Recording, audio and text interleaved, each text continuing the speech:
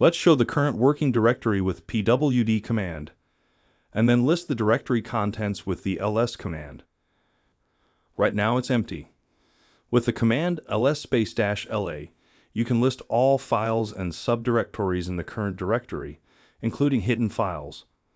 The output is in a long format with the owner, dates, and permissions. To make a new directory in the current working directory, you should use the makedir command followed by the directory name. Now we can see that the one-CLI get started directory is created. Let's jump into this directory using the cd command. It's empty. Let's create a file named file.txt using touch command.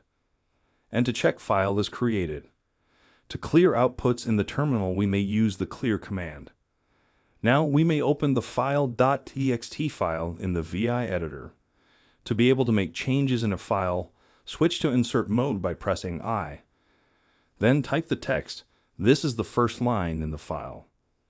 To close the file without saving changes, press ask, type q, and press enter.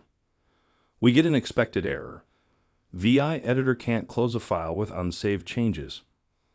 Type q and press enter. Now we close the file without saving changes. Open the file with file.txt again, switch to insert mode and add the text. This is the first line. Type q and press enter to save and close the file. Let's show the content of the file.txt with cat command. Moving forward, let's explore how to copy the file. It's easy to do with the cp command followed by the name of the file we copy and the name of the new file. Great, now we have two files.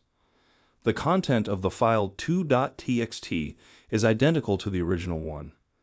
To move files to another directory, we may use the mv command. Let's move file 2.txt to the parent directory using the mv space files namespace ... command. Check what we've done. Yes, here you are.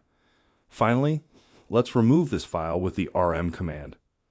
And remove the directory we created with the rm -rf command. Congratulations on successfully completing this activity. See you in the next section.